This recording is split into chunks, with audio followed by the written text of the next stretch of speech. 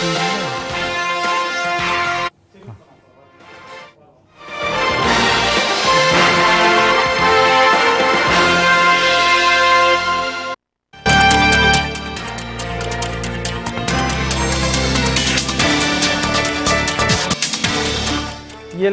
தமிழர்கள் வாழும் பகுதியில் பிரதமர் மோடி வரும் 13ஆம் தேதி சுற்றுப்பயணம். இருநாட்டு நல்லுறவு குறித்து முக்கிய ஆலோசனை.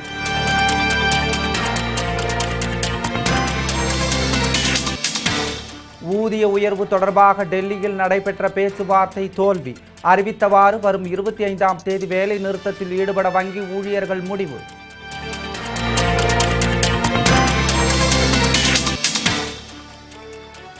வரும் 22ஆம் தேதி பதவியேற்கிறார் நிதிஷ்குமார். கட்சி எம்எல்ஏக்களுக்கு கொலை மிரட்டல் விடுப்பதாக மஞ்சி புகார்.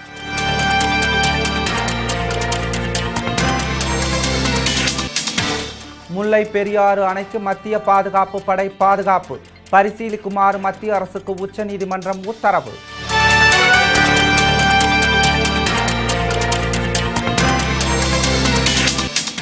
நில அபகரிப்பு வழக்குகளை விசாரிக்க சிறப்பு நீதிமன்றம் அமைக்க விதிக்கப்பட்ட தடை.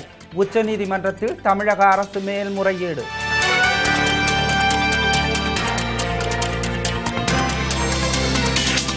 சட்டப்பேரவையில் எதிர்க்கட்சிகள் பேசுவதற்கு அனுமதி மறுப்பதாக குற்றச்சாட்டு. திமுக, காங்கிரஸ் உள்ளிட்ட கட்சிகள் வெளிநடப்பு.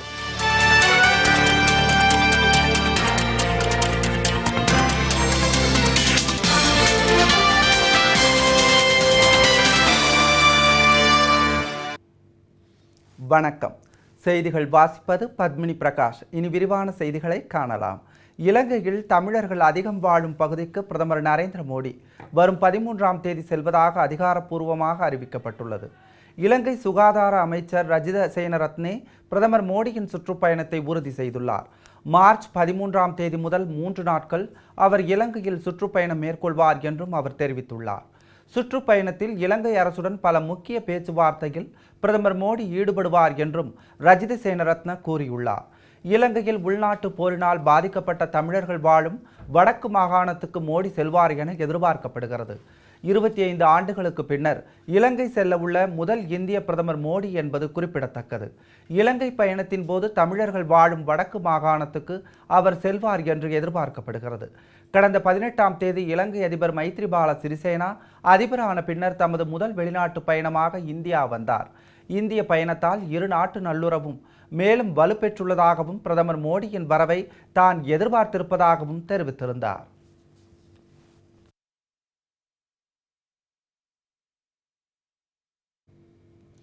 டெல்லியில் நடைபெற்ற வங்கி ஊழியர்களின் முத்தரப்பு பேச்சுவார்த்தை தோல்வியடைந்தது. இதைத் தொடர்ந்து 23ஆம் தேதியன்று மீண்டும் பேச்சுவார்த்தை நடைபெறும் என அறிவிக்கப்பட்டுள்ளது. ஊதிய உயர்வு கோரி வங்கி ஊழியர்கள் தொடர்ந்து வேலை நிறுத்தத்தில் ஈடுபட்டு வருகின்றனர். இந்நிலையில் வங்கி ஊழியர்களின் போராட்டத்திற்கு முற்றுப்புள்ளி வைக்கும் விதமாக டெல்லியில் முத்தரப்பு பேச்சுவார்த்தை நடைபெற்றது. இதில் மத்திய தொழிலாளர் நல இணை ஆணையர் மித்ரா முன்னிலையில் பேச்சுவார்த்தை நடைபெற்றது. இந்த பேச்சுவார்த்தையில் வங்கி நிர்வாகம் மற்றும் அகில இந்திய வங்கி ஊழியர் சம்மேளன நிர்வாகிகள் பங்கேற்றனர். அப்போது வங்கி ஊழியர்களின் கோரிக்கையை நிர்வாகம் ஏற்க மறுத்ததால் பேச்சுவார்த்தை தோல்வியில் முடிந்தது. இதைத் தொடர்ந்து மும்பையில் வரும் 23ஆம் தேதி வங்கி நிர்வாகம் ஊழியர் சம்மேளனம் இடையே மீண்டும் பேச்சுவார்த்தை நடைபெறுகிறது. ஊதிய உயர்வு கோரி வரும் பிப்ரவரி 25ஆம் தேதி முதல் 28ஆம் தேதி வரை வங்கி ஊழியர்கள் வேலை நிறுத்தம் செய்யப்போவதாக அறிவித்துள்ளது குறிப்பிடத்தக்கது.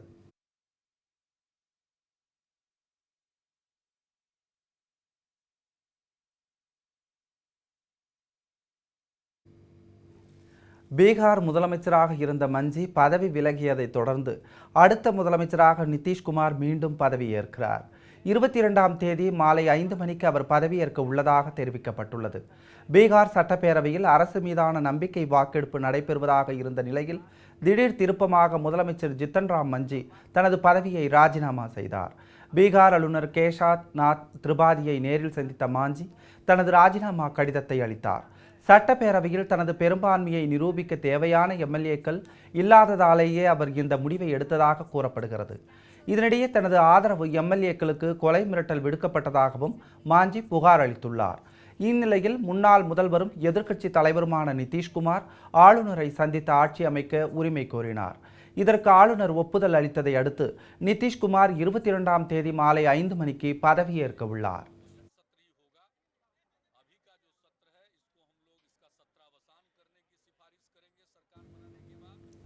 மத்திய அரசின் ஆவணங்கள் கையாளப்பட்ட விவகாரம் தொடர்பாக 4 பேரை போலீஸ் காவலில் விசாரிக்க நீதிமன்றம் அனுமதி அளித்துள்ளது. அரசு துறையின் ஆவணங்களில் உள்ள ரகசியங்களை தனியார் நிறுவனங்களுக்கு தெரியப்படுத்தியதாக பெட்ரோலிய அமைச்சகத்தில் பணியாற்றும் 2 ஊழியர்கள் உட்பட 7 பேரை போலீசார் கைது செய்துள்ளனர். அலுவலக ஊழியர்கள் போலி அடையாள அட்டைகளுடன் அலுவலகத்தில் நுழைந்து ஆவணங்களை புகைப்படம் எடுத்திருக்கலாம் என தகவல்கள் தெரிவிக்கின்றன.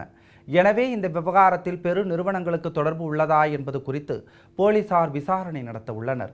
இந்நிலையில் கைது செய்யப்பட்ட அனைவரும் நீதிமன்றத்தில் ஆஜர்படுத்தப்பட்டனர். அப்போது பெட்ரோலியத்துறை மட்டுமின்றி பாதுகாப்புத்துறை மற்றும் நிலக்கரித்துறையின் ஆவணங்களும் இவ்வாறு திருடப்பட்டிருப்பதாக காவல்துறை தரப்பில் தெரிவிக்கப்பட்டது. கைது செய்யப்பட்ட நபர்களிடமிருந்து முக்கிய ஆவணங்களின் நகல்கள் கைப்பற்றப்பட்டதாகவும் கூறப்படுகிறது.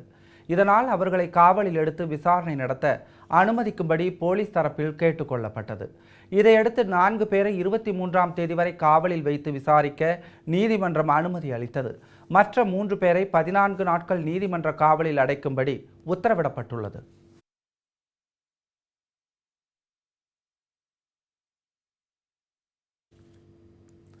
முல்லை பெரியாறு அணைக்கு மத்திய பாதுகாப்பு படையின் பாதுகாப்பை அளிப்பது குறித்து பரிசீலிக்குமாறு மத்திய அரசுக்கு உச்சநீதிமன்றம் உத்தரவிட்டுள்ளது.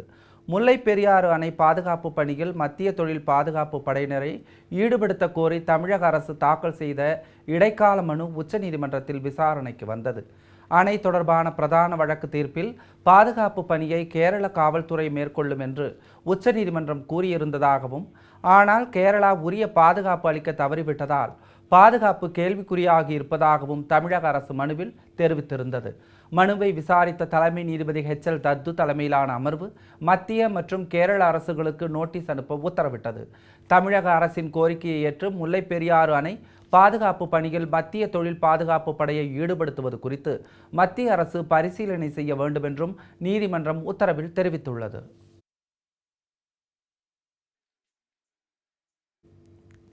நில அபகரிப்பு தடுப்பு பிரிவு மற்றும் அதற்கான சிறப்பு நீதிமன்றங்களை ரத்து செய்து சென்னை உயர்நீதிமன்றம் பிறப்பித்த உத்தரவை எதிர்த்து உச்சநீதிமன்றத்தில் தமிழக அரசு மனு தாக்கல் செய்துள்ளது.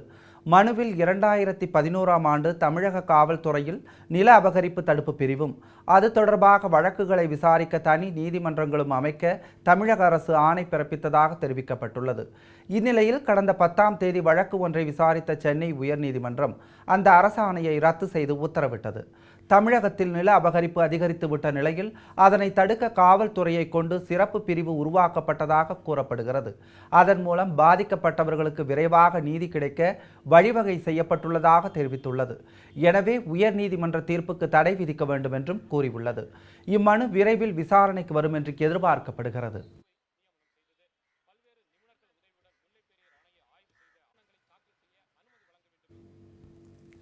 சட்டப்பேரவையிலிருந்து திமுக, காங்கிரஸ், புதிய தமிழகம் உள்ளிட்ட கட்சி உறுப்பினர்கள் வெளிநடப்பு செய்தனர். அவையில் பேச பேரவைத் தலைவர் அனுமதி அளிக்காததால் வெளிநடப்பு செய்ததாக எதிர்க்கட்சியினர் குற்றம் சாட்டினர். இனி அவர்கள் அளித்த பேட்டியை காணலாம். சபாநாயகர் சொல்லுகிறார்கள், யாருடைய பரிந்துரைக்கும் நாங்கள் சரியாக ஏற்று அவர்களுக்கு வாய்ப்பு தரப்பட்டது என்று ஒரு கட்டம் கட்டி ஒரு செய்தியை போட்டார்கள்.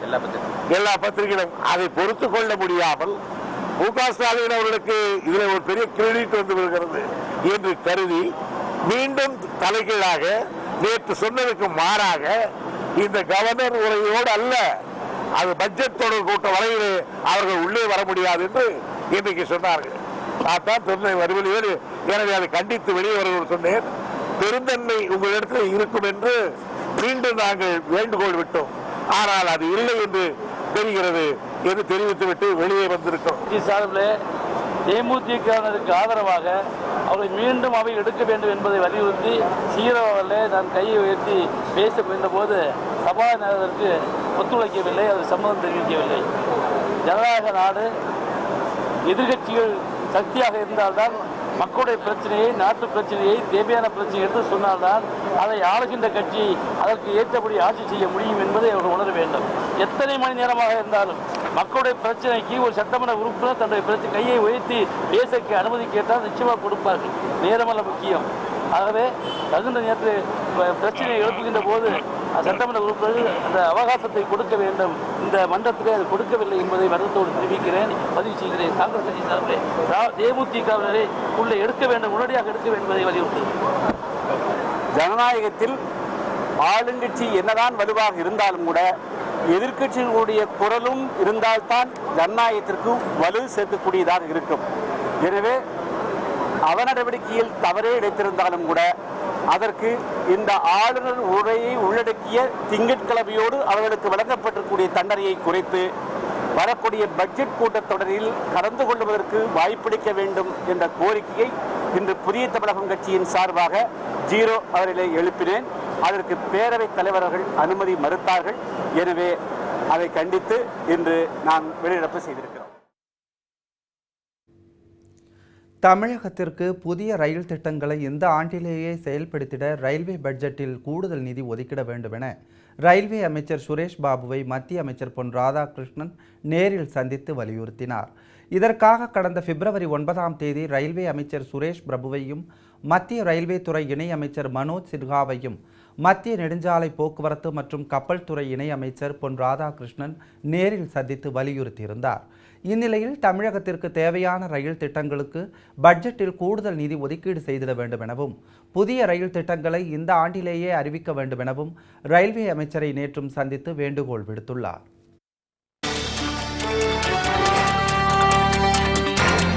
பன்றிக் காய்ச்சல் பாதிக்கப்பட்ட வடமாநில நபர் மருத்துவமனையில் அனுமதி, தனி வார்டில் தீவிர சிகிச்சை. INSS 4 செயற்கைக்கோள் மார்ச் மாதம் விண்ணில் செலுத்தப்படும், இஸ்ரோ அறிவிப்பு. விவரம் விளம்பர இடைவேளைக்கு பிறகு.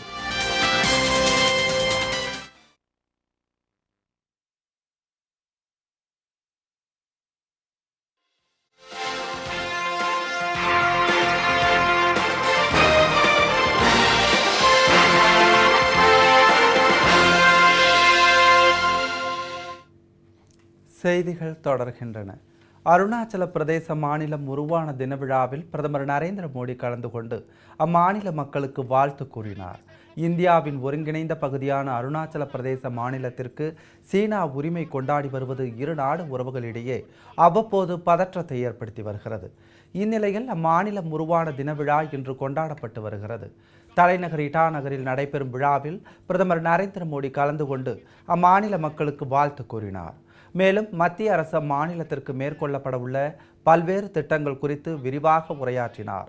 மேலும் வடகிழக்கு மாநிலமாக விளங்கும் அருணாச்சல பிரதேசத்தை வளர்ச்சியடைந்த மாநிலமாக மாற்றுவதற்கான நடவடிக்கை மேற்கொள்ளப்பட்டு வருவதாக பிரதமர் மோடி உறுதி கூறினார்.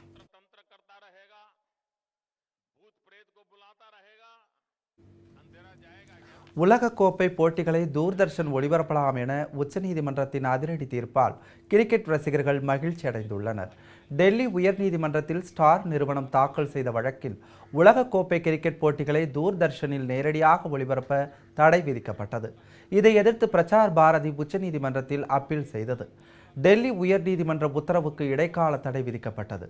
இந்த வழக்கு விசாரணையின் போது உலகக்கோப்பை போட்டியை ஒளிபரப்ப புதிய சேனல் ஒன்றை தொடங்க முடியுமா என்று பிரசார் பாரதியிடம் கடந்த 14ஆம் தேதி உச்சநீதிமன்றம் கேட்டிருந்தது. இந்நிலையில் இவ்வழக்கு விசாரணைக்கு வந்தபோது புதிய சேனலை உருவாக்க முடியாது என்று பிரசார் பாரதி பதிலளித்தது. விசாரணை முடிவடைந்ததை தொடர்ந்து உச்சநீதிமன்றம் தீர்ப்பளித்துள்ளது. அதில் உலகக்கோப்பை போட்டிகளை தூர்தர்ஷன் கட்டணமின்றி ஒளிபரப்பலாம் என அனுமதி அளித்துள்ளது. இதனால் இந்தியாவில் உள்ள அனைத்து கிரிக்கெட் ரசிகர்களும் வரும் 22ஆம் தேதி இந்தியா தென்னாப்பிரிக்கா அணிகள் மோதும் போட்டியை தூர்தர்ஷனில் கண்டு மகிழ்ச்சி அடைய இயலும் என்பது குறிப்பிடத்தக்கது.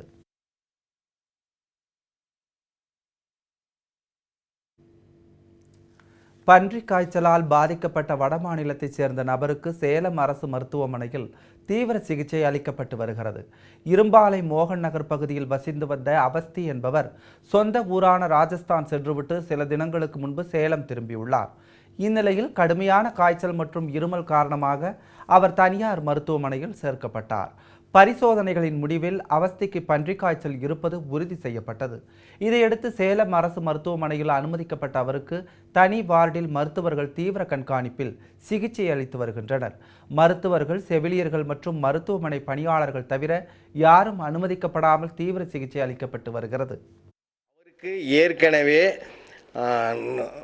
நுரையீரல் பாதிப்பு, அதாவது கிரானிக் அப்ஸ்ட்ரக்டிவ் பல்மனரி ஏர்வே டிசீஸ்னு சிஓபிடின்னு, அதாவது மூச்சு இறைக்கும் நோயும் அது இருதயத்தை பாதித்தும், அது இல்லாமல் சிறுநீரக பாதையிலே தொற்று கிருமிகள் பாதித்து அவர் காய்ச்சலாலும் அவதியுற்று வந்திருக்கிறார். அவர் இன்று காலை இந்த ஒரு தனியார் மருத்துவமனைக்கு சென்ற பொழுது அவர்கள் இவருக்கு பன்றிக் காய்ச்சலாக இருக்கலாம் என்ற அனுமானத்தின் அடிப்படையிலே இங்கு அனுப்பி வைத்தார்கள். அவருக்கு அந்த அறிகுறிகள் தென்பட்டதனால் அவருக்கு இங்கு தீவிர சிகிச்சை பிரிவிலே தனியாக இருக்கின்ற பிரத்யேக வார்டிலே அவருக்கு வைத்து தீவிர மருத்துவ கண்காணிப்பில் மருத்துவ குழு அமைத்து அவருக்கு தீவிர சிகிச்சை அளித்து வருகிறோம். அவருடைய இரத்தம் மற்றும் சளி பரிசோதனைக்கு நாங்கள் கோவை மருத்துவக் கல்லூரி மருத்துவமனைக்கு RCP அனுப்பியுள்ளோம். 2016ஆம் ஆண்டு தமிழகத்தில் பாமக ஆட்சி அமைய வாக்காளர்கள் வாய்ப்பு வழங்க வேண்டும் என்று அக்கட்சியின் முதலமைச்சர் வேட்பாளர் அன்புமணி ராமதாஸ் வேண்டுகோள் விடுத்துள்ளார். திருவள்ளூரில் அக்கட்சியின் மாவட்ட பொதுக்குழு கூட்டம் நடைபெற்றது. இக்கூட்டத்தில் மின்வெட்டு இல்லாத தமிழகம், வேலைவாய்ப்பு உருவாக்குதல் உள்ளிட்ட பல்வேறு தீர்மானங்கள் நிறைவேற்றப்பட்டன. பின்னர் செய்தியாளர்களிடம் பேசிய அன்புமணி ராமதாஸ், பாமக தலைமையில் அமையும் கூட்டணியில் அதிமுக, திமுக அல்லாத மற்ற கட்சிகள் இணைய வேண்டும் என்று அழைப்பு விடுத்தார். மதுவில்லாத தமிழகத்தை உருவாக்க பாடுபட்டு வருவதால் 2016ஆம் ஆண்டு தமிழகத்தில் பாமக ஆட்சி அமைய வாக்காளர்கள் வாய்ப்பளிக்க வேண்டும் என்றும் அவர் கேட்டுக்கொண்டார். யார் வேணா வரலாம். இன்னும் தேர்தலுக்கு 1.5 ஆண்டுகள் இருக்கிறது. அதனால அரசியலில் என்ன வேணா நடக்கலாம். எல்லார்கிட்டையும் நாங்கள் அழைப்பு விடுத்திருக்கின்றோம். நான் இன்னும் யாரையும் நேரடியாக நாங்கள் சந்திக்கல. நாங்கள் இன்னும் வருங்கால காலத்தில் நாங்கள் சந்திப்போம். யார் வேணா வரலாம். இப்போ அதுக்கு முன்னாடியே நீங்கள் முதல்வர் வேட்பாளர்னு அறிவிச்சிருக்கீங்க. வரவங்க எல்லாருமே அவங்க முதல்வர் வேட்பாளர்னு அது அவங்கள பொறுத்து இருக்குது. எங்கள் பலத்தை நம்பி நாங்கள் இறங்கி இருக்கின்றோம். அதனால யார் வேணா எங்களுக்கு வரலாம். நாங்கள் அழைப்பு விடுத்து.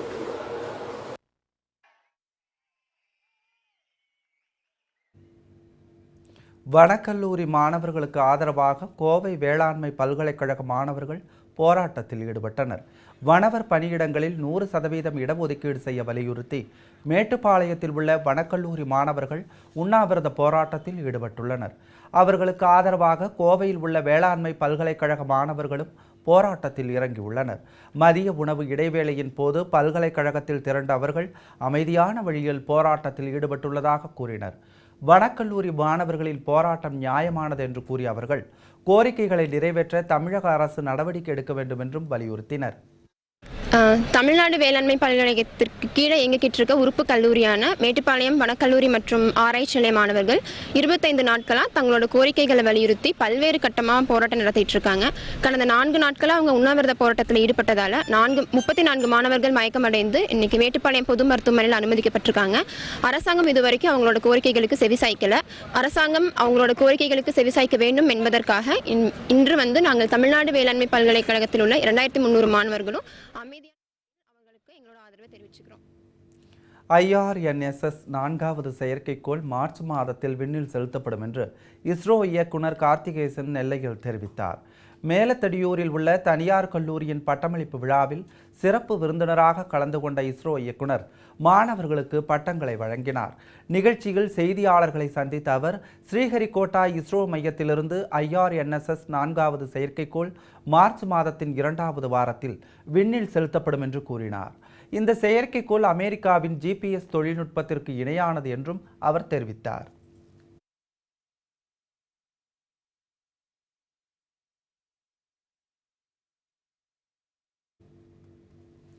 கலைநயமிக்க கண்ணாடி தொட்டிக்குள் கண்ணை கவரும் வண்ண மீன்கள் பெரும்பாலான மக்களிடம் அதிக தாக்கத்தை ஏற்படுத்தி வரும் அந்த வசீகரிக்கும் வண்ண மீன்களை பற்றிய ஒரு சிறப்பு கண்ணோட்டத்தை தற்போது காணலாம்.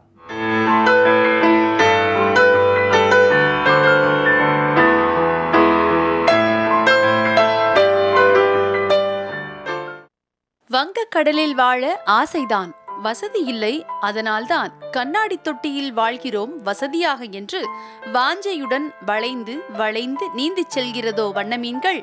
நம் என்ன ஓட்டங்களுக்கிடையே வண்ணக் கனவுகளும் வந்து சேர வீடுகள், விடுதிகள், கல்விக்கூடங்கள், உணவகங்கள் என்று அனைத்து வரவேற்பறைகளிலும் வசீகரித்து வரவேற்கிறது இந்த வண்ண மீன்கள். 10 ஆண்டுகளுக்கு முன்பு வசதி படைத்தவர்களின் வீடு மற்றும் நட்சத்திர ஹோட்டல்களில் மட்டுமே வளர்க்கப்பட்டு வந்த இந்த வண்ண மீன்கள் இன்றைக்கு பெரும்பாலான இடங்களில் வளர்க்க காரணம் என்னவென்று ஆராய்ந்தால், ஆரம்பத்தில் வீட்டில் உள்ள சிறுவர்களின் வற்புறுத்தலுக்காக வளர்க்கப்பட்ட மீன்கள் தற்போது அழகுக்காகவும் வாஸ்து மற்றும் மன அமைதிக்காகவும் இயற்கை அமைவிடத்தை போல் கலரான கற்கள், சிப்பிகள், செயற்கை செடி கொடிகள் இன்று நீரூற்றுகளுடன் கண்ணாடி தொட்டியை கலை நயத்துடன் அழகுபடுத்தி வண்ண மீன்களை வலம் வரவிட்டு கண்ணும் கருத்துமாக பராமரித்து வருகின்றனர். அது மட்டுமல்லாமல் நட்சத்திர உணவகங்கள் மற்றும் விடுதிகள் போன்றவற்றில் நீச்சல் குளங்களிலும் இவ்வகை மீன்கள் அழகுக்காக வளர்க்கப்படுகின்றது. கடந்த சில ஆண்டுகளுக்கு முன்பு வரை golden fish, mall white, red mall என்று விற்கப்பட்டு வந்த நிலை மாறி தற்போது சீனாவிலிருந்து இறக்குமதியாகும் புளோரான், அரவணா, ஆஸ்கர், சிக்லெட் போன்ற பல்வேறு ரகத்தில் கற்பனைக்கு எட்டாத வண்ணத்தில் அழகான மீன்களும் விற்பனைக்கு வந்துவிட்டன. அழகியல், பொழுதுபோக்கு மற்றும் வாஸ்து சாஸ்திரத்தின் அடிப்படையில் வளர்க்கப்படும் இந்த வண்ண மீன்களில் அரவணா மீன்கள் வீட்டில் உள்ளவர்களுக்கு ஏதாவது அசம்பாவிதம் நேரவிருந்தால் அவற்றை முன்கூட்டியே அறிந்து நோய்வாய்ப்பட்டு உயிர்விடும் என்றும், கண் திருஷ்டி போன்றவற்றை இந்த வண்ண மீன்கள் உள்வாங்கி இருக்கும் இடத்திற்கு துன்பம் நேராமல் காத்து இன்பம் அளிக்கும் என்றொரு நம்பிக்கையில் மக்கள் அனைவரும் அழகு மீன்கள் வளர்ப்பதில் அதிகம் ஆர்வம் காட்டி வருவதால் இதன் விற்பனையும் அதிகரித்து வருகிறது என்கின்றனர் விற்பனையாளர்கள் மகிழ்ச்சியுடன். இது ஒரு புறம் இருக்க, வண்ண மீன்கள் வளர்ப்பதில் ஆர்வம் காட்டும் பலர் அதை முறையாக பராமரிப்பதில்லை என்றொரு குற்றச்சாட்டுகளும் உள்ளதால் அவற்றை பராமரிக்க சில டிப்ஸ்களையும் முன்வைக்கின்றனர். மீன்களுக்கு காலை, மாலை என்று இருவேளை உணவிடுதல் போதுமானது. அதிகமான உணவுகளை இட்டால் மீன்கள் இறக்க நேரிடும் என்றும், கண்ணாடி தொட்டிக்குள் மீன்களின் சுவாசத்திற்கு என்று ஃபில்டர்களை பொருத்த வேண்டும். அப்போதுதான் தண்ணீர் சீக்கிரம் அழுக்காகாமல் இருக்கும். குறைந்தபட்சம் மாதத்திற்கு ஒரு முறை மீன் தொட்டி தண்ணீரை மாற்ற வேண்டும். முற்றிலுமாக புதிய தண்ணீரை ஊற்றி மாற்றாமல் பாதி பழைய தண்ணீரில் புதிய தண்ணீரை சேர்ப்பது குறிப்பிட்ட ரக மீன்களுடன் அந்தந்த ரக மீன்களையே வளர்க்கவும் அறிவுறுத்துகின்றனர். இன்றைய இயந்திர வாழ்க்கையில் இன்பத்தை தொலைத்துக் கொண்டிருக்கும் வேளையிலே மன உளைச்சல், கோபம், டென்ஷன் என்று வரும்போது வரவேற்பறையில் வலம் வரும் இந்த அலங்கார மீன்களை பார்த்து அமைதியும் நிம்மதியும் ஏற்படுவது திண்ணம் என்பதே பலரின் நம்பிக்கை. லோட்டஸ் செய்திகளுக்காக ஆசிரியர் குழுவுடன் நாகேஸ்வரி சௌந்தரராஜன். இத்துடன் இந்த செய்தி தொகுப்பு நிறைவடைந்தது. உண்மை செய்திகளை உடனுக்குடன் தெரிந்து கொள்ள லோட்டஸ் நியூஸுடன் இணைந்திருங்கள். உண்மை மலரட்டும். வணக்கம்.